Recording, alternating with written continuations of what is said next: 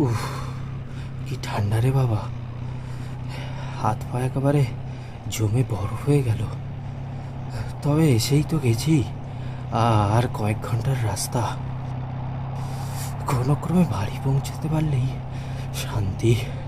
গরম লেপের তলায় আরাম করে ঘুমানো যাবে। কাল চেম্বারে না হয় একটু দেরিতেই যাব। শুভময় বাবুর মায়ের বাড়াবাড়ি অবস্থাটা না হলে এই মাঝরাতে আর কাবারও শীতের মধ্যে আর বেরোতাম না। ও বড়ই উপকারী মানুষ। না হলে এই নতুন শহরে একা একা ডাক্তারি করতে এসে মহা বিপদে পড়তে হতো। এই নির্জন আদ্যপ্রান্তহীন রাস্তায় এতটা পথ একা গাড়ি চালিয়ে এসে নিজের আড়ষ্টতা আর আচ্ছন্ন ভাবটা কাটানোর জন্যই ডাক্তারবাবু একা একাই আত্মহত্যা করলেন। আজ ঠান্ডাটা বোধ হয় একটু বেশি। এতগুলো গরম জামা কাপড় পরার সত্ত্বেও ঠান্ডা হাওয়াটা যেন ছুঁচের মতো বিঁধছে শরীরে। হাতের আঙুলগুলো ক্রমশ অসাড় হয়ে আসছে।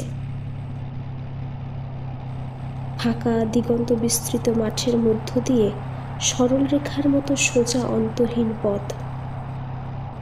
ডাক্তারবাবু ক্রমে অধৈর্য হয়ে পড়ছেন।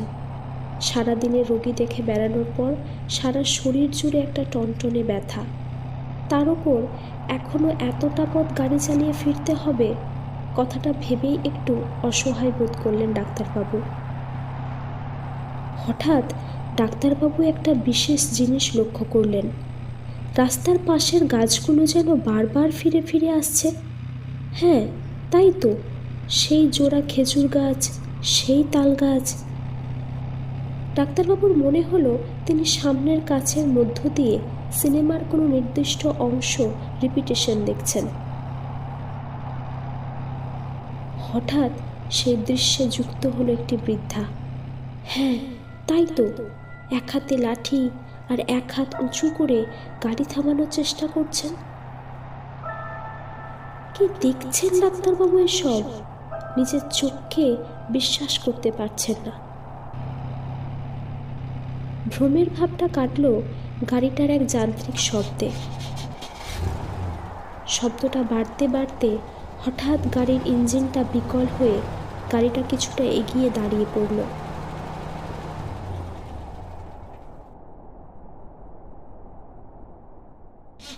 দীর্ঘদিন এই গাড়ি চালিয়ে তিনি বহু রোগী দেখেছেন। এর চেয়ে ঢের বেশি রাস্তা অক্লেশে ছুটেছে গাড়িটা।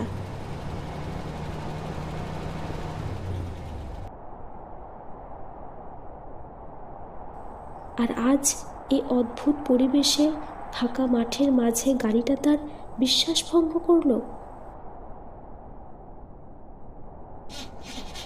আরও কয়েকবার গাড়িটা স্টার্ট করতে চেষ্টা করে হাল ছেড়ে দিলেন ডাক্তারবাবু। তিনি মনে করার চেষ্টা করলেন সবচেয়ে কাছের জনবসতিটা কত দূর, বোধহয় 5 কিলোমিটার। এই শীতের অন্ধকারে এতটা পথ পায়ে হেঁটে যাওয়াটা কি আদৌ সম্ভব? ভাবতে ভাবতে এই শীতের মধ্যেও ঘেমে গেলেন ডাক্তারবাবু। ডাক্তারবাবু, ডাক্তারবাবু, আমার ছেলেটাকে বাঁচান ডাক্তারবাবু।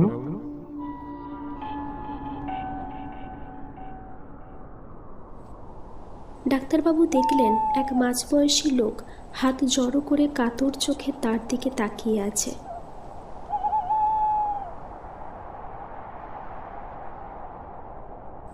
এই পরিস্থিতিতে একই সাথে বিরক্ত আর অসহায় ভাবটা দলা পাকিয়ে তার গলার কাছে আটকে রইল। মুখে কিছু বলতে পারলেন না।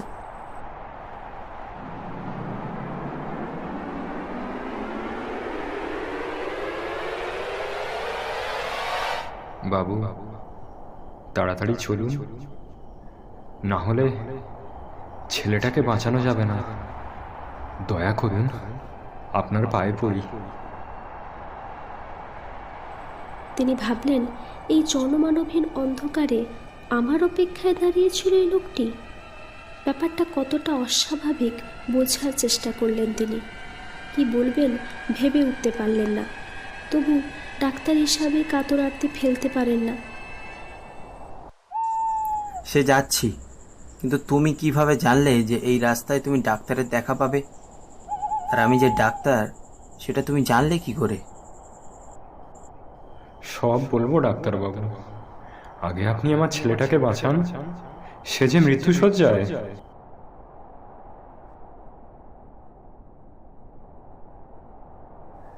তিনি দেখলেন লোকটি এগিয়ে একটা মোটা গাছের পাশ দিয়ে একটা সরু আলের মতো পথ ধরল। হাতে তার মিনমিনে একটা লণ্ঠন রাস্তাটা সামান্য আলোকিত করে চলেছে। ডাক্তারবাবু নিজের টর্চটা জ্বালিয়ে পিছনে চললেন।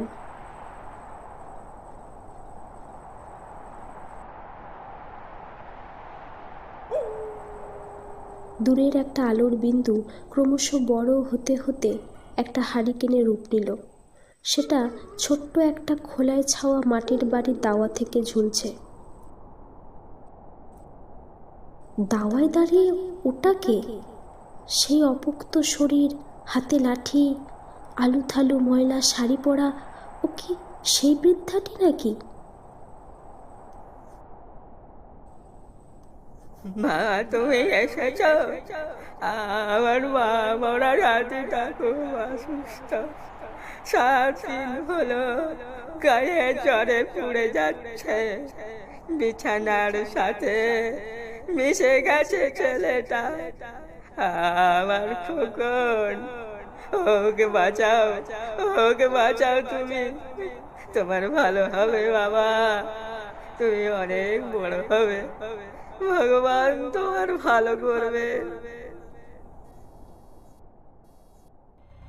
বিস্ফারিত চোখে ডাক্তারবাবু যেন বাকশক্তি হারিয়ে ফেললেন। যন্ত্রের মতো লোকটিকে অনুসরণ করে খোলা দরজা দিয়ে ঢুকলেন তিনি। ছোট্ট ঘরের মধ্যে পা ফেলার জায়গা নেই। চারিদিকে ধানের বস্তা, বিছানা, মাদুর, বাক্স, তোরঙ্গ, হাঁড়ি কুড়ি গিলে ফেলেছে একটা চৌকি মতো বিছানাকে।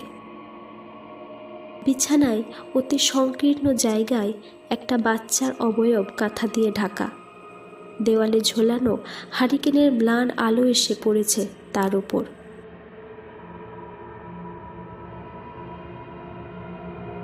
ডাক্তারবাবু, আপনি এখানে বসুন, আমি এক্ষুনি আসছি। আপনার ফিটা জোগাড় করে আনি। ডাক্তারবাবুকে কিছু বলার সুযোগ না দিয়েই বেরিয়ে গেল লোকটা। ডাক্তারবাবু তাকে বারণ করার সুযোগটুকুও পেলেন না। কাঠের টুলটায় বসলেন। এখন ঘরটা অস্বাভাবিক থমথমে। এবার আধো অন্ধকারে আপাদমস্তক ঢাকা দেওয়া শরীরটা একটু কেঁপে উঠল। ভেতর থেকে একটা গোঙানির শব্দ। বাবা, আমার খুব কষ্ট হচ্ছে, তুমি কোথায়? ডাক্তারবাবু কোনো ক্রমে গলা তুলে বললেন, শুনছেন? বাইরে কেউ আছেন? কোনো সারা শব্দ নেই। বাধ্য হয়ে তিনি এগিয়ে এসে কাঁথাটা সরিয়ে দিলেন। আর সাথে সাথেই তিনি যা দেখলেন তা যে কোনো সুস্থ সবল মানুষকেই অজ্ঞান করে দেবে। ডাক্তারবাবুর পাগুলো কাঁপতে লাগলো। মনে হতে লাগলো তিনি এখনই মাটিতে পড়ে যাবেন। চোখ দুটো ঠিকরে বেরিয়ে আসতে চাইল। সেই বিস্ফারিত চোখে তিনি দেখলেন যে একটা বাচ্চা ছেলের আস্ত কঙ্কাল শোয়ানো রয়েছে বিছানার মধ্যে।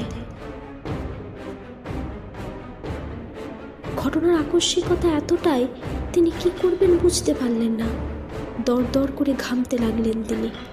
শরীরের প্রতিটা স্নায়ু উত্তেজিত হয়ে শরীর জুড়ে লাফালাফি করতে লাগলো। বাবা, তুমি এসেছো? আমার খুব কষ্ট হচ্ছে। কঙ্কালটা তার একটা হাত একটু উঁচুতে তুলে কিছু বলতে গেল, কিন্তু ডাক্তারবাবু আর বসে থাকতে পারলেন না।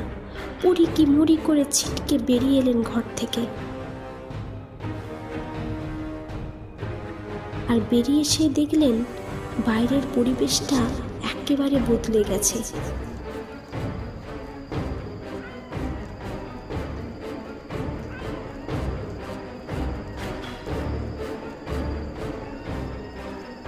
আধো অন্ধকারে তিনি বুঝলেন বহুদিনের পরিত্যক্ত একটা ভিটে বাড়িতে দাঁড়িয়ে আছেন তিনি।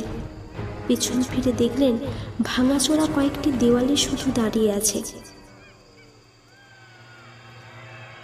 বাবা, তুমি কোথায়? এবার দৌড় দিলেন তিনি। এখানে আসার সময় যে পথটা দিয়ে এসেছিলেন সেটা আর খুঁজে পেলেন না। পিচের রাস্তাটা কোন দিকে ধারণা করে মাঠ ভেঙে সেদিকেই দৌড়তে লাগলেন। ওই তো গাড়িটা।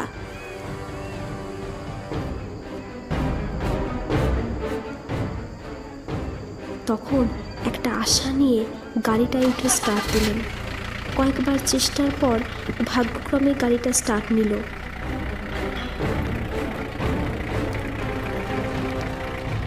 ডাক্তারবাবু এক্সেলেটারে পা দিলেন, ফুল স্পিডে ছোটালেন গাড়িটাকে।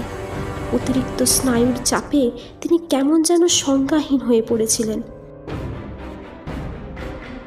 হাত পা পিছলে যাচ্ছে স্টিয়ারিং থেকে। খুব কষ্ট করে একটু এগিয়েই এক জনবসতি চোখে পড়ল ডাক্তারবাবুর।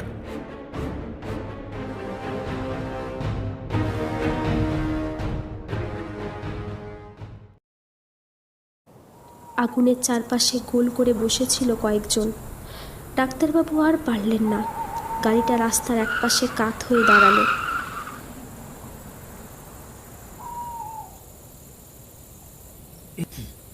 গাড়িটা এরম ভাবে এসে থামলো কেন? চল চল দেখি, লোকটা কি অসুস্থ হয়ে পড়লো নাকি? দাদা, ও দাদা, আরে কি হয়েছে?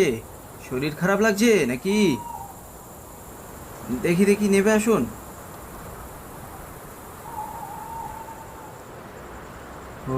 ওরা পেছনে আসছে না তো?